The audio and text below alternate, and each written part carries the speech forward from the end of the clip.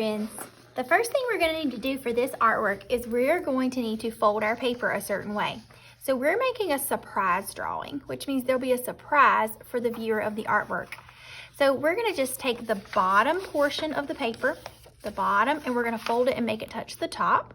And then we're going to crease with our fingers, okay, or fingernails. Make sure you get a nice crease. You should be able to see the line there. Then we're going to take the top of this piece of folded paper and fold it back down to the fold we just made. So we're just going to bring it back down. So I'm creasing that too. Now I have 2 crease lines on my paper. Now when I first start drawing today, I'm using my black pen. You could use a black crayon, black color pencil. You could use your pencil and just use it and make sure it's really, really dark. Whenever you draw with it, press down hard. All right, so the first thing that I'm going to do is I'm going to draw a pot. We're going to be drawing a pot of flowers. So the surprise is going to be that at first it's going to look like a pot with 1 flower coming out of the top. Then we're going to have a whole lot more flowers coming out of the pot by the end of the drawing. So the first thing you're going to do is draw your pot. If you're worried about your pot, you can draw it with a pencil first and then trace it. So I'm just making my pot a little bit rounded, and I make my pot go up to that top fold line. So this is how the surprise drawing will work. So I'm drawing across the top there, and you can put whatever you would like as far as patterns, lines, and designs on your pot.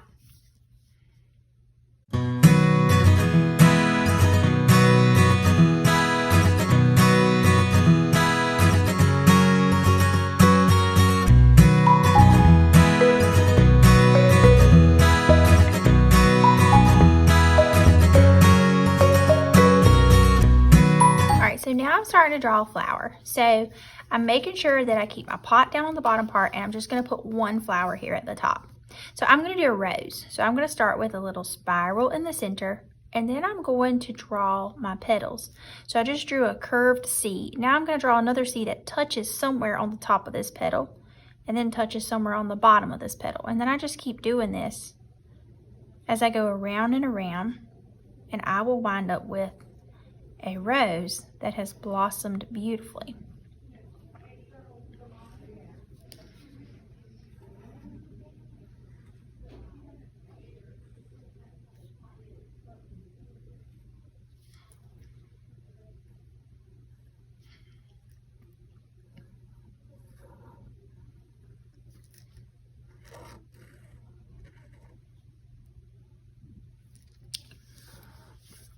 Okay, now it's time for us to start adding in the surprise part. So at first it's going to look like there's a flower coming out of the pot, but we've got all of this empty space.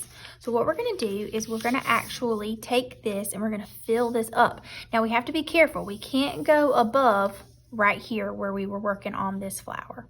We can't go above here, so we got to keep our other flowers down below. So I'm just going to start adding in other flowers and filling in all this white space. I like to draw my flowers first, and then I'll come back in with the stems. So here goes.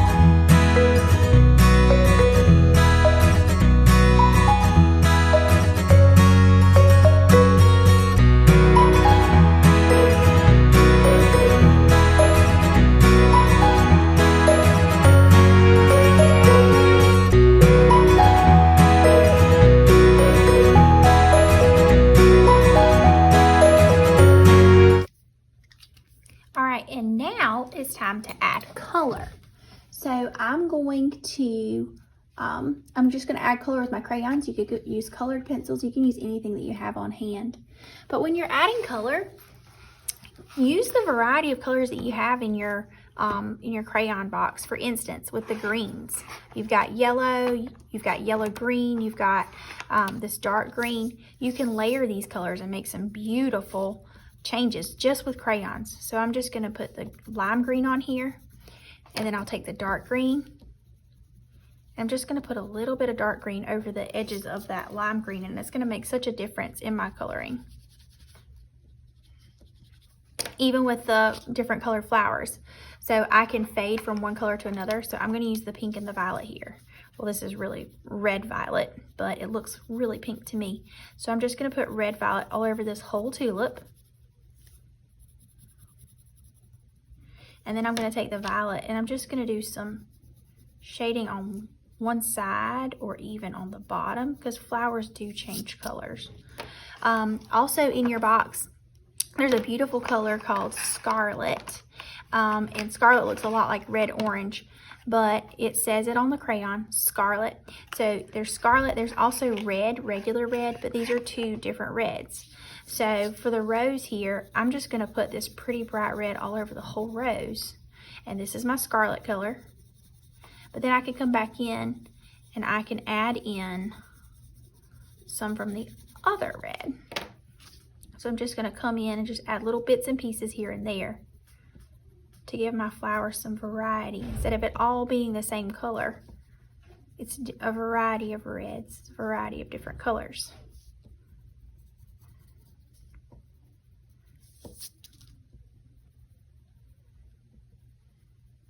Okay. All right, and then I'm going to use my green again, and you'll just see that I'm making sure that I layer my colors. I don't just color everything in with one color, because that's the average, normal thing to do.